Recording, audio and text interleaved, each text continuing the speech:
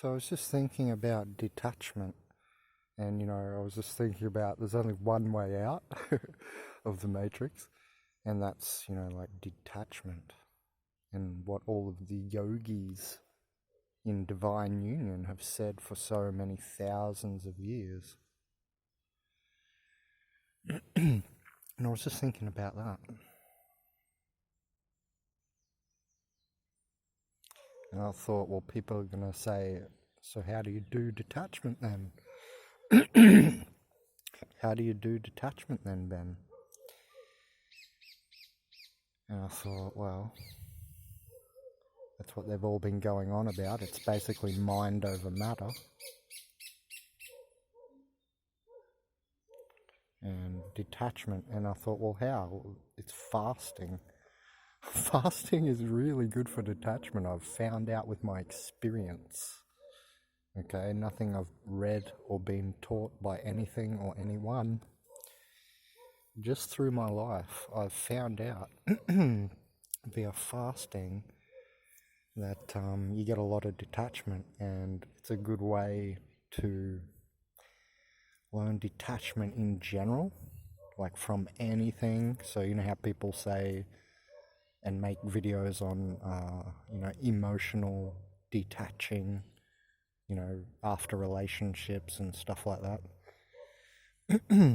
Well, that's noob stuff, newbie stuff. The deep end of the pool is much harsher, when you sit there for days without eating. And anyway, we'll talk about that in a second, but that's, the deeper end, when it's days and there's another day gone I didn't eat, another day gone I didn't eat. Stuff starts to happen. Different stuff, It's interesting. So we'll get to that in a second. The deep end of the pool, not the kiddie end of the pool, which is learning to detach from people and stuff. That can have its depths too, like it goes to the core of your being, sometimes a close relationship. But anyway, really the deep end of the pool is still deeper than that though. No, it's right to say that's still the kiddie end, because when you find this out with fasting, and this is what I want to talk about and am talking about. So when you hit that barrier, when you're like, I don't know, a couple of hours in, or I don't know, let's say 12 hours in or something, and you're like, ready for your next meal,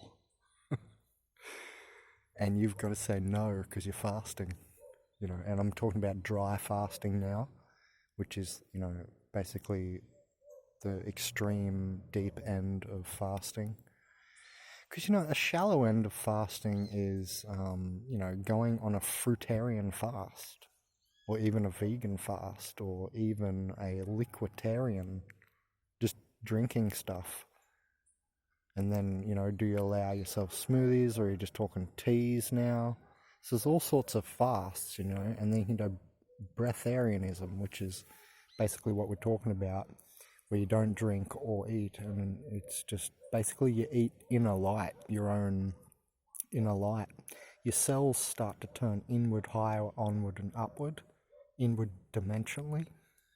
And then so you get, third eye visions and hallucinations when you're days into fasts. It can be different for a different body. That's why I'm not saying at the 3-day mark right now, because, it can be different on a different fast, whether you're all on bananas or you're all on just tea, that's all you're having for days, weeks, whatever. But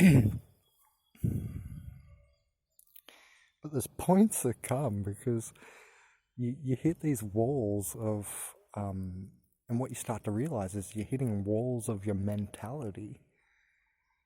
And it's a really good way to detach to your body and from your body. Now that can be dangerous in inept hands, but if you slowly get into this, you'll become adept to it because you'll experience it. So in the inept hands, it can be dangerous, So I don't recommend you just suddenly stop eating, whoever you are out there listening. That's not what's being said. I'm just talking about my experiences with fasting and detachment. Actually, can't get me in trouble. Anyway, so, because you know those people are out there, right?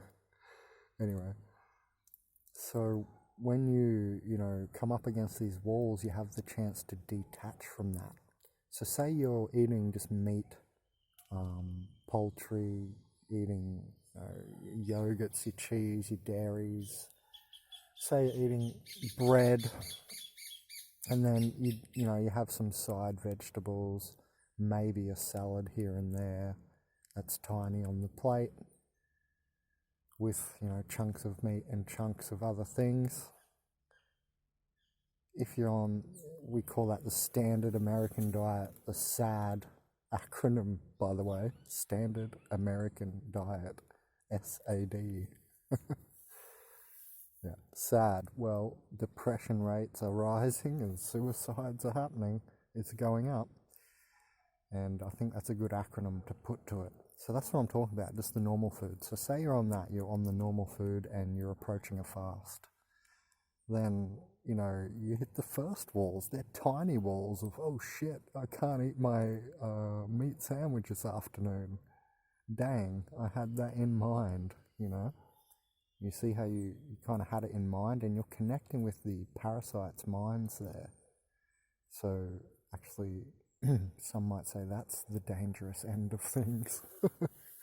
Anyway, so you hit all these little walls, but then, after 12 hours, let's get fast forward, you've gone to, you're like a vegan now or something, or you're vegetarian, you've gotten off the SAD diet, you're starting to play with fasting and veganism and breatharianism and liquidarianism.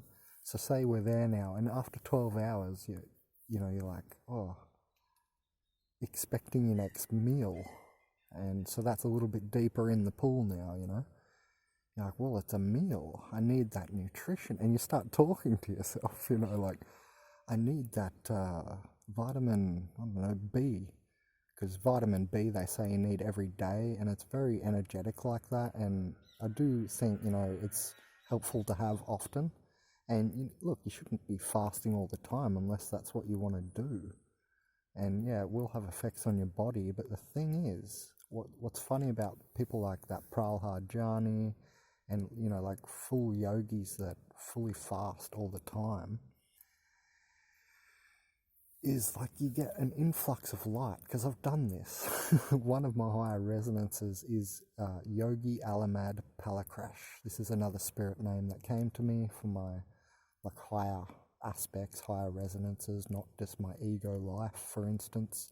What can Ben do? Can he count to 10? Yes, he can count to 20. That's not what I'm talking about, like higher resonances. One of mine is Yogi Alamad Palakrash. That means pranic, pranic light, like pranic light, yogi legend.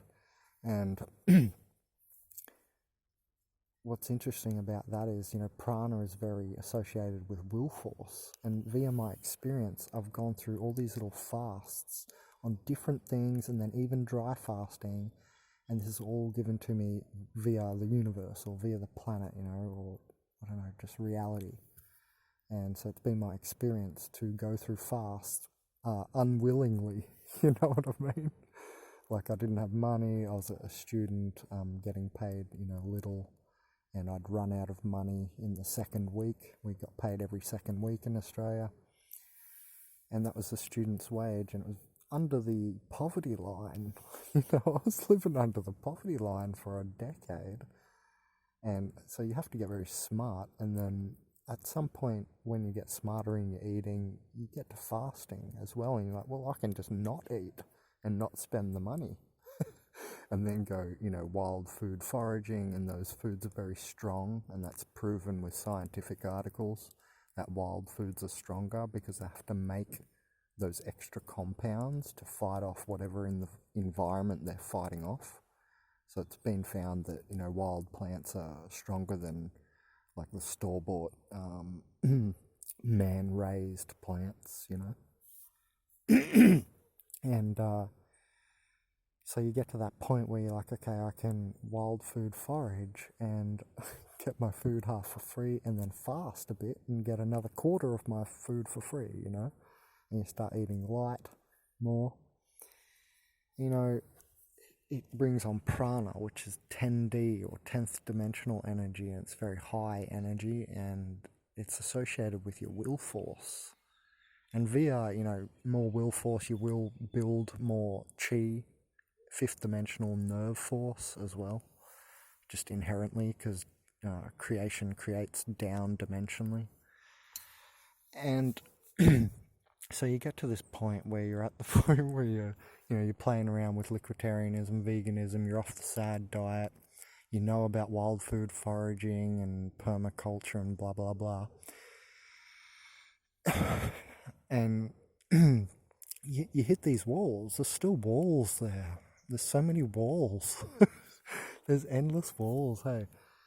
And you just, at this wall where you're like, okay, well, I need this food. I need this nutrition. How am I going to manufacture vitamin B? It's said that my body doesn't endogenously produce vitamin B, for instance, or something, you know. Stuff like that will come in your mind. Or where am I going to get my vitamin C? And it's funny that you get energy. Like, I'm not saying you get vitamin B, but you definitely do get like a vitamin C effect on your body when you're fasting, I notice. And so you're at this, you know, shallow fasting, and then so you go, okay, it doesn't matter what they say, it's just one day, I'll not fast, I'll not eat. And then so you wake up the next morning, you know, you haven't eaten, you've gone like 24 hours or whatever now, 36 hours. And then it's like, well, let's try it again. If you're, you know, in a strong mindset and you want to keep going, and that was kind of the plan or whatever. So you get to the second day, and, you know, there's all these walls that you hit. So I don't have to take you through fasting, but it's suffice to say there's all these walls that you hit, because on the second night, you know, maybe you don't hit the wall because you're like, oh, okay, I did it, so it can't be hard to do it again. But then on the third night, you will hit another wall. You know, it'll be like, well, I've done it twice now. How long can I keep this up? You know, and that's the compromised mind. Now, it's interesting that compromised mind, it's not like logical. It's more based on I don't know, so illogical. It's based on doubt, lack, and illogical. So that's the compromised mind. And then this is a great way to work through the compromised mind as well, that I've talked about on my channel here on YouTube. And I don't want to take you through all of it, but you get to the point where, like, I sit out in nature for 2 days and fast, or longer for a week. And, you know, I'm out there in the middle of the bush with like nobody for kilometers or whatever, you know, or at least a kilometer or two, and at the least, you hope. But someone once said other people are hell. Someone said that. Not me, someone said that. Anyway. So you get to the point where you recognize your circadian rhythm, you know, and like while you're meditating and fasting. Because basically once you fast, you start meditating. Like, this is a natural, I'm taking you through it naturally, because then you could say it can be psychedelically induced by plant and fungi hallucinogens. Eventually you end up meditating and fasting. So that's why I always recommend psychedelics to people, because they're excellent for like pulling you toward the divine more, and you know, yogic divine union, they say. Anyway, so you get to these walls, and that's a way bigger wall to realize now you're on your body. You're like, oh, I have a circadian rhythm. It's not just about, oh, I'm going to miss one meal. You're not even thinking about that anymore, because you're so, like, in your light body is pulsing through your cellular structure, so you don't have those, like, lower lack thoughts anymore. So it's a really good way to build your will force as well and strengthen your character and everything, you know. Not your character, no, because that can be your ego. Not that, but to strengthen like your higher nature, I might say. That was maybe a mistake to say character. Anyway, so you know, it gives you your will force back, like your id, your higher self, not your ego. You know, maybe that's what Freud called superego. I don't know. I haven't read all his work. Anyway, when you're sitting out there in nature, you know, you hit walls as well. Like I'm there for days, like eating basically nothing. Sometimes I've had, you know, like a packet of noodles or something, or, you know, just nothing, you know. You're definitely not having big meals. And maybe I'll eat some termite babies, or I don't know, I'll find a tree and I can eat, I don't know, off the tree. Say you find thistle or something, or dandelion, whatever, you know. You find something, or butia, palm fruit or something. You find something, you can eat that, but you know, there's fasts where I eat very, very little, where I was in the middle of the bush for a week, and I remember how good the hallucinations were. It's because it's hallucinatory really on, well, it starts through your emotions and stuff, and then you get to your thoughts, you know, even your thoughts at the end. So there's all these walls, and so that's what I think I want to put forth as a word on detachment. That, yeah, fasting is really good for it. Just like natural, because it's so natural, it's not even having a psychedelic. Now, the psychedelic, you don't want to put that down at all, because that's the asymptote food. A psychedelic is the asymptote at the top of the pyramid. It's like barely here, the mushroom, for instance, you know, it's mostly light, that thing. So anyway,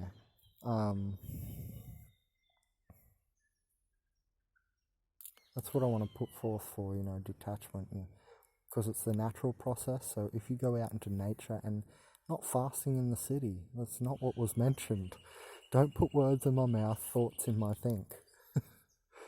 You've had too much to think. So